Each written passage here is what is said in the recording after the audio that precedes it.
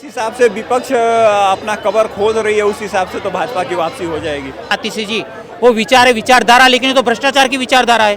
बोले कि ये तो एक केजरीवाल नहीं 10, 20, 50 और केजरीवाल पैदा होंगे। अरे अच्छा एक ही है, और पैदा होंगे ना तो केंद्रीय जांच एजेंसी के नाक में दम कर देंगे। का पहला मुख्यमंत्री ऐसा है जिसकी पूरी कैबिनेट भ्रष्टाचारी है। ये लोग खाली अपने परिवार के लिए कर रहे हैं, इसका आम आदमी से कोई लेना देना नहीं है। पहले कांग्रेस भी यही कर रही है, उन्होंने अरविंद केजरीवाल को जेल भी पहुंचा दिया और वापस में आके उनके साथ रैली भी कर दी। तो अपने हम तो डूबेंगे सनम तुमको भी ले डूबेंगे, तो कांग्रेस अपने गोलियों पे लगी हुई है। आप किसकी बात कर रहे हैं? पप्पू की, जिसके पास बोलने का तरीका नहीं, उसको पता क्या मैच फिक्सिंग क्या होती है। क्या बात है, मैं इसलिए तो बोला ना, केजरीवाल की बुरी नजर किसको लग गई? मोदी और भाजपा को। और केंद्रीय जांच एजेंसी की नजर किसको लग गई? केजरीवाल की भ्रष्टाचारी नीतियों पे। सबसे सातिर, सबसे ब्रिलियंट, इसलिए तो बोलता हूँ ना, केजरीवाल जितना होशियार पॉलिटिशियन आज इंडियन पॉलिटिकल हिस्ट्री में नहीं। नमस्कार, मेरा नाम है तान्या अधिकारी और एक बार फिर से हम आप सभी के साथ आ गए हैं दिल्ली में, जहां आज जानने की कोशिश करते हैं, लोगों से बातचीत करने की कोशिश करते हैं और जानते हैं कि जिस तरह से कल महागठबंधन की महारैली जो है वो रामलीला मैदान में हुई थी। रामलीला मैदान में जैसे ही विपक्षी गठबंधन ने हुंकार भरी तो जो राजनीति है वो पूरी तरह से गर्मा गई। एक तरफ जहां जो महारैली है रामलीला मैदान से विपक्षी दलों ने भाजपा पर तानाशाही का और लोकतंत्र को खत्म करने का आरोप लगा रही है, तो वहीं दूसरी तरफ जो बीजेपी है वो विपक्ष पर भ्रष्टाचार को की कार्रवाई पर लगाम लगाने के लिए, उस पर रोक लगाने के लिए सारे विपक्षी दल जो है वो एकजुट होकर बीजेपी के खिलाफ एकजुट हो गए हैं। जो राजनीति है वो दोनों तरफ से गरमाई हुई है और चुनाव जिस तरह से अभी आ गए हैं तो जो सभी विपक्षी दल है वो एक दूसरे पर राजनीतिक वार पलटवार कर रहे हैं। ऐसे में देश की जनता के मन में क्या है चुनाव को लेकर, देश के लोग क्या चाहते हैं, ये आज हम जानने की कोशिश करेंगे। दिल्ली के लाल किला में आज हम आ गए हैं और यहाँ पर कई लोग जो है वो देश के कोने कोने से यहाँ पर आते हैं, तो लोगों से बातचीत करते हैं और जानते हैं कि चुनाव को लेकर उनकी क्या राय है। क्या नाम है? अमित नाम है, दिल्ली से।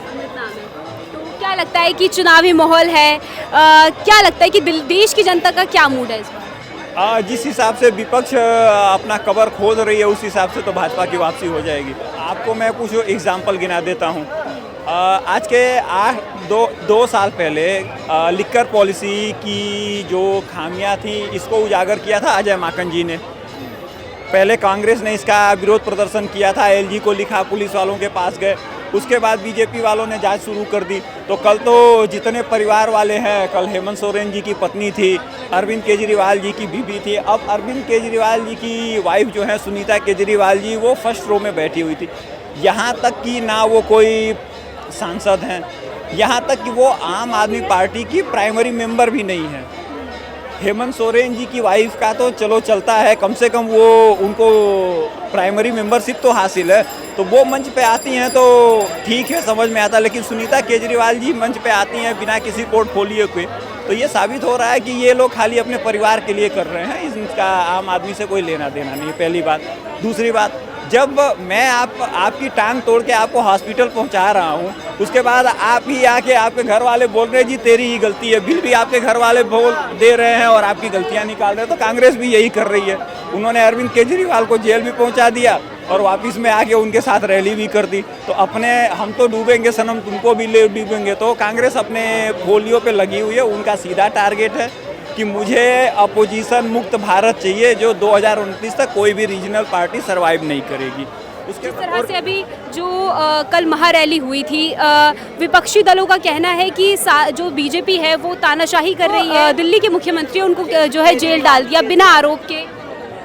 देखो, कोई तानाशाही नहीं हो रही, ये हो रहा है तो केजरीवाल की भ्रष्टाचारी नीतियों का नतीजा है और कोई नहीं है। निकले थे स्वराज से और अटक गए शराब पे, निकले थे पाठशाला थे और अटक गए मधुशाला पे। अरे तुम बोल दो भाई, आप बोलो, मैंने को बोलने दो। उनका राजनीतिक करियर का उदय हुआ है जन लोकपाल और रामलीला से, अब उनका राजनीतिक करियर का सूर्यास्त होने जा रहा है तिहाड़ जेल से। देखो, केजरीवाल जितनी दिल्ली की हवा प्रदूषित हो चुकी है, उनकी शासन व्यवस्था प्रदूषित हो चुकी है। आतिशी जी प्रेस कॉन्फ्रेंस करके बोलती है वो हमारे सीएम है, नेता है, विचारधारा। हाँ आतिशी जी, वो विचार है विचारधारा, लेकिन ये तो भ्रष्टाचार की विचारधारा है। बोले कि ये तो एक केजरीवाल नहीं 10, 20, 50 और केजरीवाल पैदा होंगे। अरे अच्छा है एक ही है, और पैदा होंगे ना तो केंद्रीय जांच एजेंसी के नाक में दम कर देंगे। ये कम है क्या? ईडी के 9 समन्स के बाद नहीं गई, इसलिए 10वें समन्स से ईडी समान बड़े सम्मान के साथ ईडी दफ्तर ले आई। Prevention of money laundering act के तहत जब आप समन्स ठुकराते हो तब आपको वारंट इश्यू होता है नॉन बेलेबल, उनको पता होना चाहिए। एक वो आईआईटी खड़गपुर से पढ़े हुए हैं, आईआरएस ऑफिसर रहे हुए, रमन मैगसेसे से नवाजे गए और है बनिया आ गए राजनीति में। तो राजनीति का कर दिया उन्होंने ये पॉलिटिक्स का कॉमर्शियलाइजेशन। उसका एक एग्जाम्पल है स्ट्रॉन्ग, पुलकित केजरीवाल उनका लड़का, जिम स्कैम में एक यूट्यूबर ने वो मामला उजागर किया तो मान सरकार से उसको उठवा लिया। ये तो है केजरीवाल, इसलिए तो केजरीवाल नहीं तो फर्जीवाल है। और पूरा का पूरा मंत्रिमंडल भ्रष्ट, गोपाल राय, आती जी, सौरभ भारद्वाज, कोई बाकी नहीं है। जल बोर्ड, कौन सा बोर्ड, ये बोर्ड वो बोर्ड। तो केजरीवाल जितना देखो निकले थे नायक मूवी का अनिल कपूर का रोल करने के लिए, कब अमरीश पुरी का कर दिया पता ही नहीं उनको। अरे इनके बारे में ईडी केजरीवाल के बारे में बोलने के लिए, केजरीवाल के बारे में बोलने के लिए अपने आप में शब्द ढूंढता हूँ। ऐसे उनको पहले ईडी और क्राइम ब्रांच अरोड़ा जी ढूंढते थे। उन्होंने कैंपेन चलाया था, मैं भी केजरीवाल जनसंवाद अभियान। मुझे लग रहा है ये जनसंवाद पहले ईडी के साथ कर लेते तो ये नौबत नहीं आती। अब बोल रहे फोन खो गया, ये हो गया, की नहीं मिल रहा।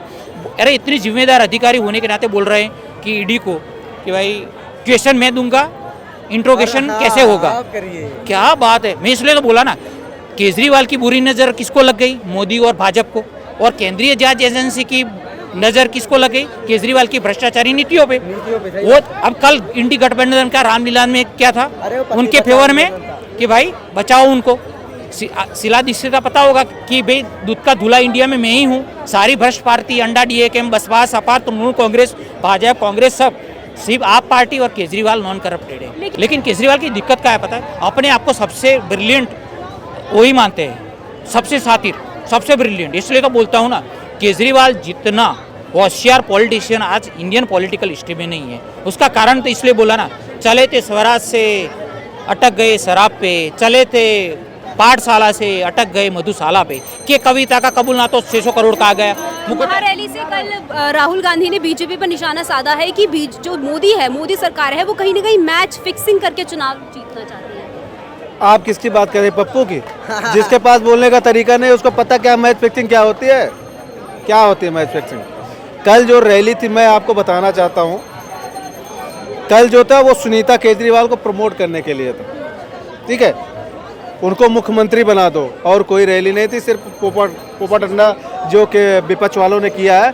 रही बात ये परिवारवाद का बढ़ावा दे रहे हैं केजरीवाल जी, उनकी बीबी को, अपने बीबी को प्रमोट करने के लिए उसने पूरा काम किया है उसने। वो एक नंबर का भ्रष्टाचारी है, उसको जेल जो है वो उसको जमानत नहीं होने 2 साल तक वो जेल रहेगा। वो कल बताओ, उसको पता था आतिशी मुख्यमंत्री की दावेदार थी, उसने उनका नाम ले लिया, सौरभ का नाम ले लिया, सौरभ जी का आतिशी का नाम ले लिया।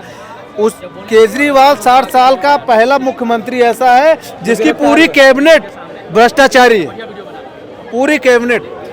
आप देख लीजिए, उनका उप मुख्यमंत्री 1.5 साल से जेल में है, और सत्येंद्र जैन 2 साल से जेल में है, केजरीवाल जेल में है, संजय सिंह जेल में है। अब सौरभ आतिशी का नाम ले लिया, वही 2 बेचारे आंदोलनकारी थे, वो भी जेल जा रहे हैं। अब उनको भी कोई नहीं रोक सकता।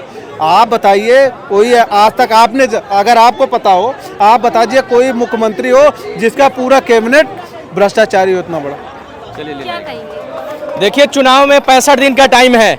केजरीवाल जो है तिहाड़ जेल में जा चुके हैं, केंद्र में बीजेपी की सरकार है, और इंडिया महागठबंधन की जो है कल महारैली निकली थी रामलीला मैदान में, उसे साफ तय होता है कि महागठबंधन जो है रेडी है मोदी जी को हराने के लिए।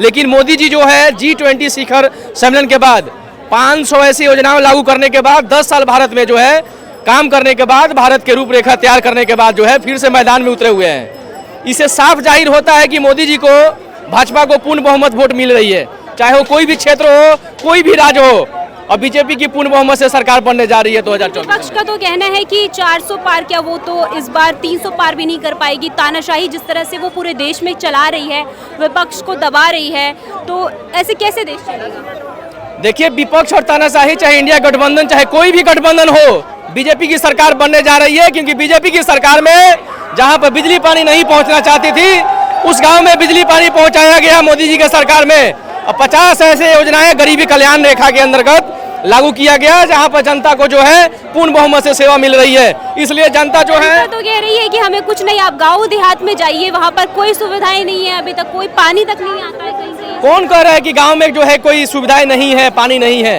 सब जगह सुविधाएं दिया गया, पानी दिया गया, और जहां बिजली नहीं पहुंचना चाहिए था वहां बिजली पहुंचाया गया, और जहां पानी नहीं था वहां पानी दिया गया।